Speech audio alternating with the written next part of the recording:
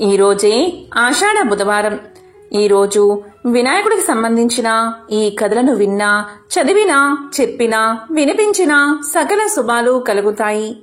జన్మల దోషాలు తొలగి కోటి జన్మల పుణ్యం వస్తుంది.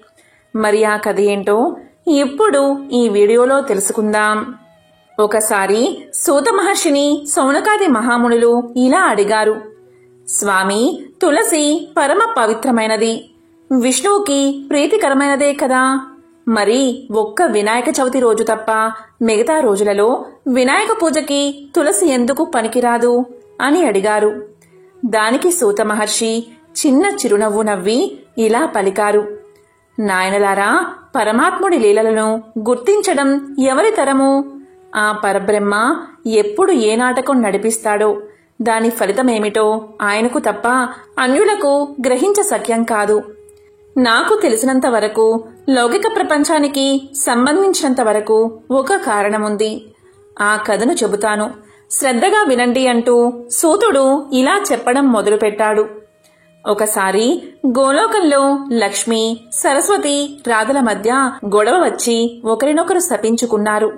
ఆ శాప కారణంగా లక్ష్మీదేవి భూలోకంలో వృషధ్వజుడు అనే రాజుకు కుమార్తెగా జన్మించింది. ఆమెకు తులసి అని నామకరణం చేశారు. తులసి పుట్టినప్పటినుంచే విష్ణు భక్తురాలై విష్ణువే తనకు భర్తగా కావాలి అనే సంకల్పంతో అతని అనుగ్రహం పొందడానికి వనానికి వెళ్లి తపస్సు చేయడం ప్రారంభించింది. ఆమె తపస్సుకు మెచ్చిన బ్రహ్మ ప్రత్యక్షమై, తులసి, నీ తపస్సుకు మెచ్చాను.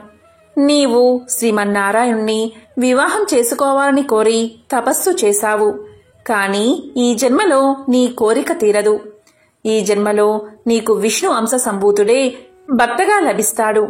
అతడే స్వయంగా నిన్ను వెతుక్కుంటూ వస్తాడు. అతన్ని వరించి నీ జన్మను సార్థకం చేసుకో. మరుసటి జన్మలో అంటే కలియుగాంతంలో నీవు వైకుంఠానికి చేరి శ్రీమన్నారాయణుడి వక్షస్థల స్థానాన్ని అలంకరించగలవు అని వరమిచ్చి అదృశ్యమయ్యాడు బ్రహ్మదేవుడు.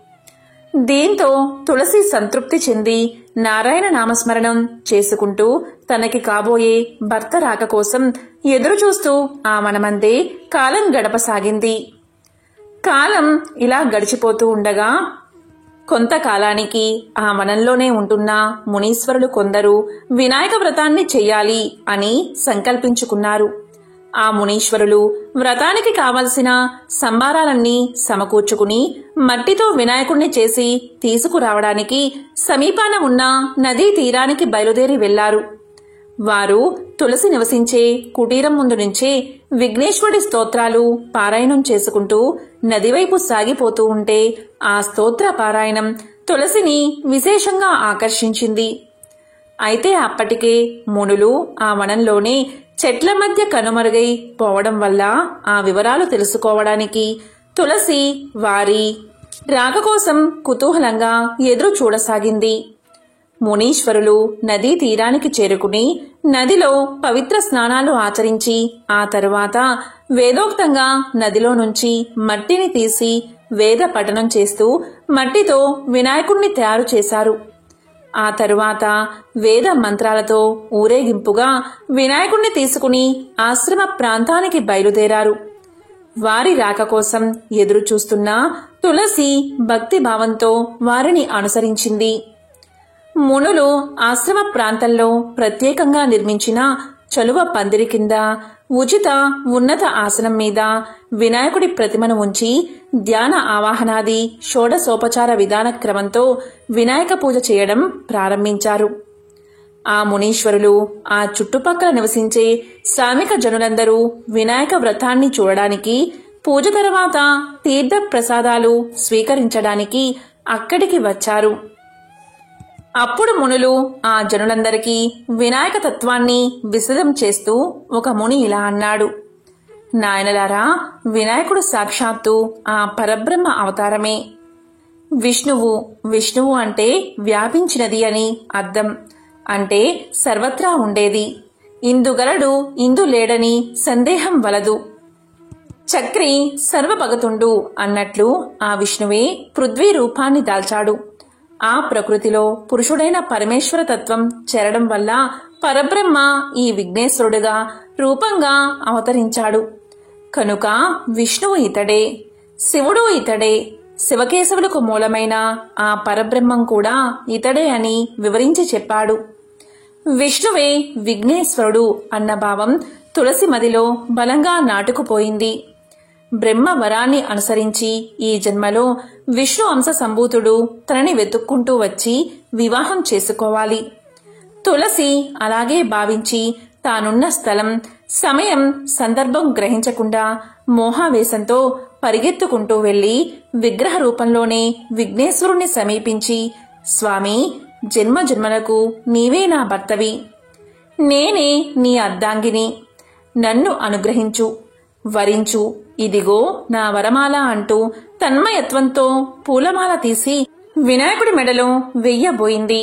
మరుక్షణం వినాయకుడి అభయహస్తం నిజ రూపాన్ని దాల్చి మాల వేస్తున్న తులసి చేతిని పట్టి వారిస్తూ ఇలా అన్నాడు. ఆగు తులసి, మోహావేశంతో తొందరపడకు, నేను నీ భర్తని కాదు అని వారించాడు. విఘ్నేశ్వరుడి వరదహస్తం మాత్రమే నిజ రూపం దాల్చడం, మిగతాదంతా మృత్తికా రూపంలో ఉండగా స్వామి నోటి నుంచి మాటలు రావడం చూసి స్వామి మహత్తును కల్లారా చూసిన మునులు, భక్తజనులు ఆశ్చర్యపోయారు. కాని తులసి మాత్రం తన మోహావేశంలో నుంచి బయటపడలేదు. విఘ్నేశ్వరుడి విగ్రహంలో విష్ణువే ఆమె కళ్ళకు దర్శనమిస్తున్నాడు. స్వామి, నన్ను వారించకండి, జన్మజన్మల పుణ్యఫలం చేత మీకు అర్ధాంగినయ్యే భాగ్యం నాకు దక్కింది. ఆ అదృష్టాన్ని నాకు దూరం చేయకండి.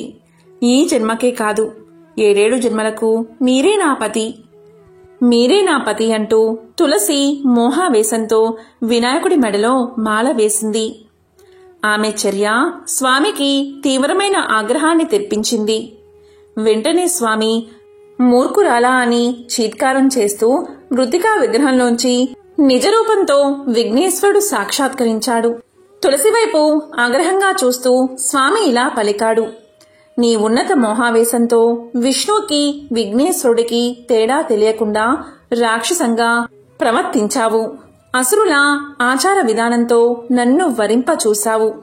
నీ మూర్ఖత్వానికి ఫలితంగా నీవు ఒక అసురుడికి ఇల్లాలివి అవుతావు అని శపించాడు. విఘ్నేశ్వరుడి వాక్కులు విని తులసి అవాక్కయింది. అప్పుడు మునులు స్వామికి నమస్కారం చేసి ప్రార్థిస్తూ ఇలా పలికారు. స్వామి, ఈ తులసి లక్ష్మీ హంస, కారణ జన్మురాలు కూడా. ఈమె శ్రీమన్నారాయణుడి అర్ధాంగి. రాధ శాపవసాన ఇలా అవతరించింది. విష్ణువుకే అర్ధాంగి కావాలి అనే తపనతో విష్ణుతత్వం గల నిన్ను ఆ విష్ణుదేవుడిగా భావించి వరమాల వేసిందే కాని వేరే దురుద్దేశంతో కాదు. ఈమెను మన్నించు, శాప ఉపహరణం అనుగ్రహించు అని వేడుకున్నారు. ఆ మాటలు విని విఘ్నేశ్వరుడు శాంతించి, రాధ శాపఫలంగా ఈ తులసి ఈ జన్మలో జలంధరుడు అనే అసురుడికి అర్ధాంగి అవుతుంది. తరువాత పరిణామాలు ఈమె శాపం చేత తులసి వృక్షరూపంగా అవతరిస్తుంది. తులసి మాలను విష్ణువు ప్రీతిగా నిత్యమూ ధరిస్తాడు. తులసి పత్రాలతో విష్ణువును పూజించిన వారు మోక్షాన్ని పొందుతారు. తులసి పూసల మాలలో జపానికి ఉపయోగపడుతుంది. తులసి పూజలు అందుకుంటూ విష్ణుదేవుని పూజలకు ప్రీతి పాత్రురాలై ఈ యుగాంతమున నిజ రూపాన్ని దాల్చి విష్ణు సన్నిధిని చేరుకుంటుంది అని అనుగ్రహించాడు విఘ్నేశ్వరుడు. దాంతో మునులు, జనులు సంతోషించి విఘ్నేశ్వరుణ్ణి వేనోళ్ల కీర్తించారు. అప్పుడు తులసి చేతులు జోడించి ఇలా పలికింది. స్వామి, నీ పూజకి కూడా నాకు అర్హత ప్రసాదించు అని. అప్పుడు విఘ్నేశ్వరుడు తల పంకించి ఇలా పలికాడు. తులసి, నేడు నా జన్మదినం. దీనిని వినాయక చవితి అని లోకులు పిలుస్తారు. ఈ ఒక్క శుభదినం రోజు మాత్రం నా భక్తులు నాకు సమర్పించే పత్రి పూజలో తులసి పత్రాన్ని కూడా స్వీకరిస్తాను. వినాయక చవితి రోజు తప్ప మిగతా సమయ సందర్భాలలో నిత్య పూజలలో తులసి పత్రంతో నన్ను పూజిస్తే దోషం కలుగుతుంది. ప్రతి సంవత్సరం వినాయక వ్రత పూజకు మాత్రం తులసిదళం అర్హమైనది అనే వరమిచ్చి అనుగ్రహించాడు. ఈ కారణం చేతే ఆ రోజు నుంచి ఒక్క వినాయక చవితి రోజు తప్ప మిగతా రోజులలో వినాయకుడి పూజకు తులసి నిషేధించబడింది. ఒకప్పుడు పరమేశ్వరుడు పార్వతీ సమేతుడై కైలాస శిఖరంపై కొలువు తీరి ఉండగా సమస్త దేవతా గణాలు వారి సందర్శనార్థమై విచ్చేశారు.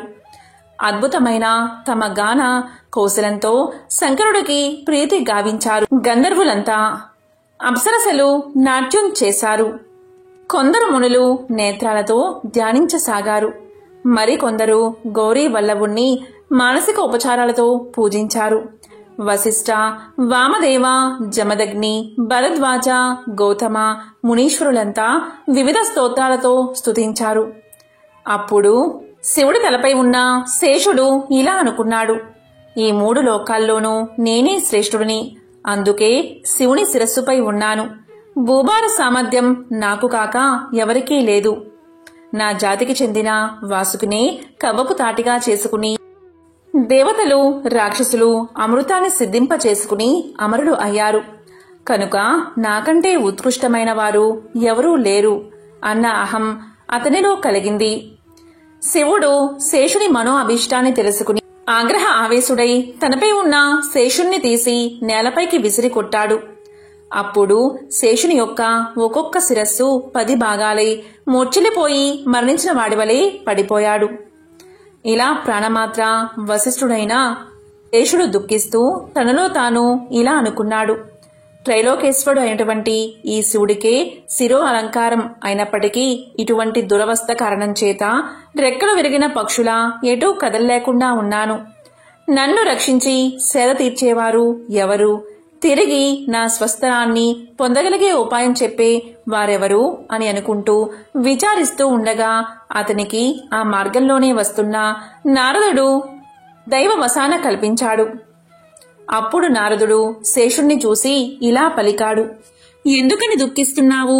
నీ శిరస్సును ఎందువల్ల హగ్నాలు అయ్యాయి? నీవు ఏ మునికైనా అపచారం చేసి వారి ఆగ్రహానికి గురయ్యావా? లేక గర్వంతో శంకరుడికి ఏమైనా అపచారం చేశావా?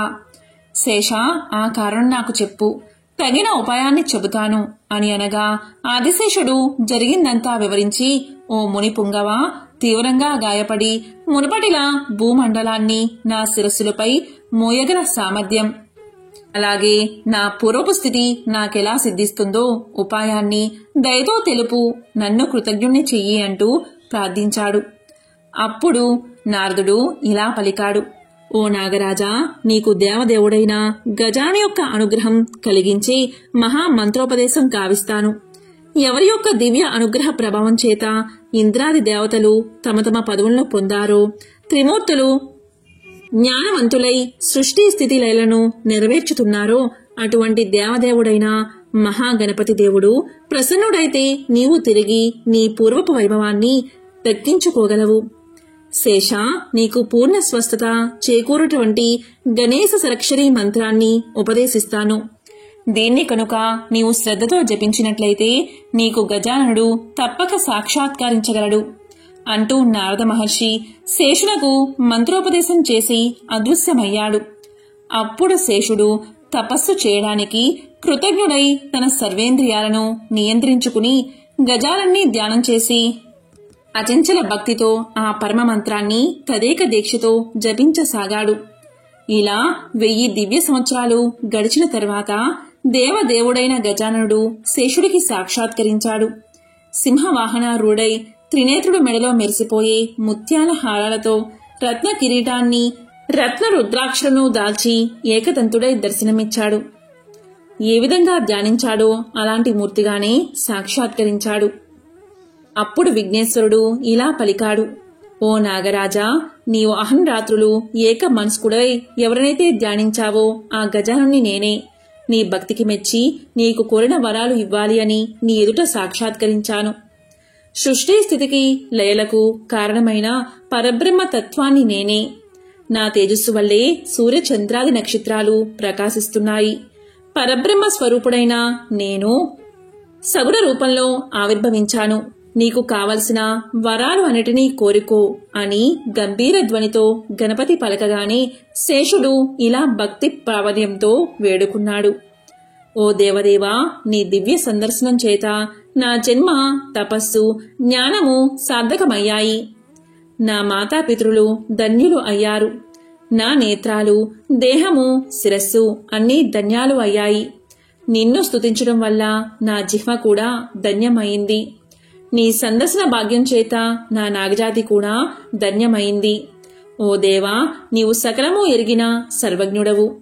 అనర్థకారి అయిన గర్వకారణం చేత నా శిరస్సులు ఈ రకంగా ముక్కలయ్యాయి. పరమేశ్వరుడి ఆగ్రహానికి గురయ్యాను. దైవికంగా కలిగిన అనుగ్రహం చేత నీ సందర్శన భాగ్యం లభించింది. ఓ దేవా, 3 లోకాల్లోనూ శ్రేష్ఠత్వాన్ని, ధనాధరణ సామర్థ్యాన్ని నాకు ఇవ్వు. స్థిరమైన స్థానాన్ని నాకు ప్రసాదించు. నిత్యము నీ సందర్శన భాగ్యాన్ని నాకు అనుగ్రహించు. శంకరుని సాహిత్యం, స్థిరభక్తి నాకు అనుగ్రహించు అంటూ ప్రార్థించాడు. అప్పుడు వినాయకుడు ఇలా పలికాడు. శేష, నీ 100 శిరస్సులు ఒక్కొక్కటి 10 ముక్కలైపోయాయి. కనుక నీవు 1000 పడగలతో సహస్రవదనను అనే ప్రఖ్యాతి దాల్చుతావు. అతి దుర్లభమైన ధరాధరణ సామర్థ్యం నీకు కలుగుతుంది. ఇకపైన నీవు స్థిరంగా శంకరుణ్ణి అలంకరించగలవు. నా సాన్నిధ్యాన్ని కూడా పొందగలవు. నీ సకల మనోభీష్టాలు అవశ్యం నెరవేరుగాక అంటూ వరాలు ఇచ్చి అతనిని అనుగ్రహ పురస్కారంగా తన ఉదరాన బంధించుకున్నాడు. గణపతి ఆనాటి నుంచి వినాయకుడికి వేలబద్ధుడు అనే పేరు వచ్చింది. ఒకసారి దేవేంద్రుడు, ఆయన సతీమణి కొన్ని ఇబ్బందికర పరిస్థితుల్లో ఎవరికీ కనబడకుండా అడవిలో వెదురు చెట్ల రూపం ధరించి ఉండవలసి వచ్చింది. కాలాంతరంలో వర్షాలు లేకపోవడంతో అనావృష్టి ఏర్పడింది. చెట్లన్నీ ఎండిపోతున్నాయి. ఇంద్రుడు తాను ఇక్కడ ఉండి కూడా ఏమీ చెయ్యలేకపోతున్నానే అని బాధపడుతున్నాడు. ఇలా చెట్లన్నీ ఎండిపోయి చనిపోతే అడవిలో జీవిస్తున్న జంతువులు, పక్షులు మొదలైన జీవులన్నీ ఏమైపోవాలి? ఏదో ఒకటి చేసి ఈ అడవిని రక్షించాలి అనుకున్నాడు ఇంద్రుడు. ఒకరోజు నారదుడు అక్కడికి వచ్చి దిగాలుగా ఉన్న వారిద్దరినీ చూసి ఇలా పలికాడు. దేవేంద్ర, ఎందుకు అలా విచారంగా కనిపిస్తున్నారు అని అడిగాడు. దానికి ఇంద్రుడు, నారద మహర్షి, మీకు తెలియంది ఏముంటుంది? అనావృష్టి కారణంగా నీళ్లు లేక చెట్లన్నీ ఎండిపోతున్నాయి.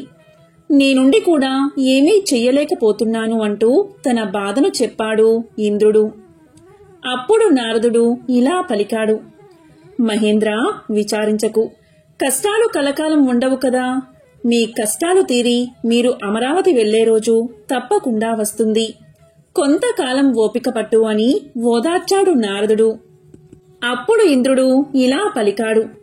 మహర్షి, నేను నా గురించి బాధపడ్డం లేదు. నేనిక్కడ ఉండి కూడా నాకు ఆశ్రయం ఇచ్చిన ఈ అడవికి ఏమీ చెయ్యలేకపోతున్నాను. అదే నా బాధ అన్నాడు ఇంద్రుడు. అప్పుడు నారదుడు ఇలా పలికాడు. అగస్త్య మహర్షి నదీ సప్తకం నుండి కావేరిని తీసుకుని ఇటువైపే వస్తున్నాడు. కొంకణ దేశంలో దాన్ని వదిలి వెళ్లాలి అన్నది ఆయన నిర్ణయం. ఆయన్ని ప్రసన్నం చేసుకుంటే కావేరీ నది ఉత్తుంగ తరంగాలతో ఎగిసి పడుతూ ఈ అడవిలో ప్రవహిస్తుంది. ఇంకా అనావృష్టి ఉండదు. బాధపడుకు అని చెబుతూ ఇలా పలికాడు. ఇంద్ర, ఇది జరగాలంటే మీరొక పని చెయ్యాలి. పార్వతీమాతను ప్రసన్నం చేసుకోవాలి. ఆమె ప్రసన్నురాలు కావాలి అంటే ఆమె ప్రియపుత్రుడు గణపతిని పూజించండి. అన్నీ సక్రమంగా జరిగిపోతాయి. మీకు మంచి రోజులు కూడా వస్తాయి అని సలహా ఇచ్చాడు నారదుడు. దానికి ఇంద్రుడు, సచీదేవి ఒప్పుకుని నారదుని సలహా మేరకు గణపతిని భక్తితో పూజించారు. అనేక రకాల ఫలాలు తెచ్చి భక్తితో నైవేద్యం పెట్టారు. దేదీప్యమానంగా ప్రకాశిస్తూ గణపతి ప్రత్యక్షమయ్యాడు. సచీంద్రులు ఆయనకు ఆనంద బాష్పాలతో అభిషేకం చేశారు. సంతోషించిన గణపతి ఇలా పలికాడు. దేవేంద్ర, నీకేం కావాలో అడుగు అన్నాడు. అప్పుడు ఇంద్రుడు ఇలా అన్నాడు. గణాధ్యక్ష, మాకు ఆశ్రయం ఇచ్చిన ఈ అడవి అనావృష్టి కారణంగా బాధపడుతుంది. నీరు లేక వేడి భరించలేక ఇక్కడి చెట్లన్నీ చచ్చిపోతున్నాయి. పుష్కలంగా ఉండే నీటి ప్రవాహాన్నిచ్చి వీటిని కాపాడు స్వామి అని ప్రార్థించారు. అప్పుడు వినాయకుడు ఇలా పలికాడు. దేవేంద్ర, స్వర్గలోకమా, భూలోకమా, పాతాళమా, ఎక్కడి నుండి జలధార కావాలో చెప్పు అన్నాడు. దానికి సచీ ఇంద్రులు, స్వామి, పరమేశ్వరుడంతటివాడు అగస్త్య మహర్షి. ఆయన కైలాసం నుండి కావేరీ నదిని తీసుకుని వస్తూ ఉన్నాడు. అది చాలా పవిత్రమైన జలం. దాన్ని ఇక్కడ ప్రవహింపచేస్తే అడవంతా సంతోషిస్తుంది అన్నారు. ఆ మాటలు విని దేవేంద్రుడి కోరిక తీరుస్తాను అని చెప్పి అదృశ్యమయ్యాడు గణపతి. అప్పటికే కావేరీ నదిని కమండలంలో నింపుకుని కొంకణ దేశం వైపు బయలుదేరాడు అగస్త్యుడు. గణపతి కాకి రూపంలో అగస్త్యుడి కమండలం మీద వాలాడు. ఆ సమయంలో కొంచెం పరాకుగా ఉన్నాడు మహర్షి. కాకిని అదిలిచ్చాడు. అది పారిపోతున్నట్టు నటించి మళ్లీ తిరిగి వచ్చి కమండలం మీద వాలి కమండలాన్ని తన కాళ్లతో తన్నింది. అప్పుడు అగస్త్యుడి చేతిలోని కమండలం కింద పడిపోయింది. దానిలో ఉన్న నీళ్లన్నీ కింద ఒలికిపోయాయి. అయ్యో పరమేశ్వరా, నేను పడ్డ కష్టం వృధా అయిపోయిందే అని బాధపడ్డాడు మహర్షి. అంతలోనే కోపం వచ్చి కాకిని కొట్టబోయాడు. కాకి మాయమైపోయింది. ఆశ్చర్యంగా చూస్తూ అలాగే నిలబడిపోయాడు అగస్త్యుడు. అదే సమయంలో ఒక బ్రహ్మచారి వచ్చి నిలబడ్డాడు. అతడే ఇలా మాయవేషాలు వేస్తున్నాడు అనుకుని కోపంతో కొట్టబోయాడు అగస్త్యుడు. ఆ బ్రహ్మచారి పక్కకు జరగగా అగస్త్యుడి చెయ్యి అతడి తలకు తగిలింది. దొరకకుండా తప్పించుకుంటూ దూరంగా పారిపోతూ ముప్పు తిప్పలు పెట్టాడు ఆ బ్రహ్మచారి. కోపంతో వెంటపడ్డాడు మహర్షి. ఏమైనా సరే తన వెంట తెచ్చుకున్న పవిత్రమైన జలాన్ని పారబోసిన ఆ బ్రహ్మచారిని వదలకూడదు అనే నిశ్చయంతో ఆ బ్రహ్మచారి దొరకకపోతాడా అని చూస్తూ నిలబడ్డాడు మహర్షి. అదే సమయంలో శూర్పకర్ణం, లంబోదరం, ఏనుగుతల, ఎలుక వాహనంతో భవానీమాత కుమారుడు గణపతి తన గణాలతో సహా వచ్చి నిలబడ్డాడు. కాకి రూపంలోనూ బ్రహ్మచారి రూపంలోనూ తనను అల్లరి పెట్టింది గణపతి అని అర్థం చేసుకున్నాడు అగస్త్యుడు. వెంటనే పశ్చాత్తాపంతో ఇలా పలికాడు. అయ్యో గణాధ్యక్ష వినాయక, నేనెంత అపరాధిని, ఎంత పాపం చేశాను. నా పాపానికి నిష్కృతి లేదు. అపచారం చేశాను. నన్నేం చేసినా పాపం లేదు. అవివేకంతో నిన్ను గుర్తించలేక కొట్టబోయాను. నన్ను క్షమించు అంటూ తలమీద ముట్టుకుంటూ ఏడ్చేస్తున్నాడు అగస్త్యుడు. అప్పుడు గణపతి చిరునవ్వుతో ఇలా పలికాడు. అగస్త్య, పొరపాటు ఎవరికైనా సహజమే. నీ మీద నాకు కోపం లేదు. నీకేం కావాలో అడుగు అన్నాడు. దానికి అగస్త్యుడు, స్వామి, నేను చేసింది తప్పే. వివేకం వదిలేసి కోపంతో నీ తలమీద ముట్టాను అంటూ పశ్చాత్తాపంతోనూ బాధతోనూ తన తలమీద మళ్లీ మళ్లీ ముట్టుకుంటున్నాడు. కొంచెం సేపటికి తేరుకుని కిందపడిన కమండలాన్ని చేతిలోకి తీసుకుని శివార్చనకు కూడా నాకు నీరు మిగలలేదు అన్నాడు దిగులుగా. అప్పుడు స్వామి, బాధపడకు, శివార్చనకు నీరు నేనిస్తాను అని గణపతి తన తొండాన్ని చాపి కిందపడిన కావేరి నీటిని తీసి కమండలాన్ని నింపి అగస్త్యుడికి ఇచ్చాడు. మహర్షి ఇంద్రుడి కోరిక మీద అడవిని రక్షించడానికి ఈ నీరు తీసుకోవలసి వచ్చింది. అదే కావేరీ నీటిని నా తొండంతో నీ కమండలంలోనే పోసిస్తున్నాను. శివార్చనకు ఇది పవిత్రమైన జలమే. నన్ను తలమీద ముట్టానన్న బాధతో నిన్ను తలమీద ముట్టుకున్నావు. ఇప్పట్నుంచి ఎవరైతే నా అనుగ్రహం పొందాలని నన్ను పూజించేటప్పుడు తలమీద మొట్టికాయలు ముట్టుకుంటారో వాళ్ళని వెంటనే అనుగ్రహించి వాళ్ల కోరికలు తీరుస్తాను. నా తండ్రితో సమానుడువు. నీ మీద నాకు ఎటువంటి కోపమూ లేదు. ఈ వరానికి నువ్వు అర్హుడవే. నీ వలన నా భక్తులు తక్కువ పూజతో ఎక్కువ ఫలితాన్ని పొందుతారు అని చెప్పి ఇంకా ఎన్నో వరాలు అగస్త్య మహర్షికి ఇచ్చి అంతర్ధానమయ్యాడు గణపతి. ఆనాటి నుండి ఎవరైతే గణపతి ముందు మోకరిల్లి నెత్తిమీద మొట్టికాయలు మొట్టుకుంటారో వారికి గణపతి యొక్క అనంతమైన అనుగ్రహ ఫలితం లభించడం మొదలయ్యింది. అప్పట్నుంచి అగస్త్యుణ్ణి తలుచుకుంటూ గణపతికి మొక్కేవారు అందరూ మొట్టికాయలు వేసుకోవడం ఆనవాయితీగా వస్తుంది. వినాయకుడు తర్పణ ప్రియుడు. గణపతికి 21 రోజులు బెల్లం పానకంతో తర్పణం చేస్తే తాము అనుకున్న పనులు ఎటువంటి విఘ్నము అవాంతరాలు లేకుండా సాధించగలుగుతారు. ఈ స్వామికి ఉండ్రాళ్ళు, అరటిపళ్ళు, పేలాలు, అటుకులు, బెల్లం, వడపప్పు, పానకం ఎంతో ప్రీతికరమైనవి. జిల్లేడు పూలతో గణపతిని పూజిస్తే కోరికలు నెరవేరతాయి. వినాయక చవితి నాడు వినాయకుడికి ఇష్టమైన సంఖ్య 21. ఆ 21 పత్రాలతో ఆయన్ని పూజిస్తారు. వినాయక చవితి నాడు మాత్రమే తులసీ దళాలతో వినాయకుణ్ణి పూజించాలి.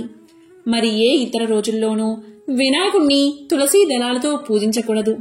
అలా పూజించకపోవడానికి వెనుక ఒక కథ ఉన్నట్లుగా తెలుస్తుంది.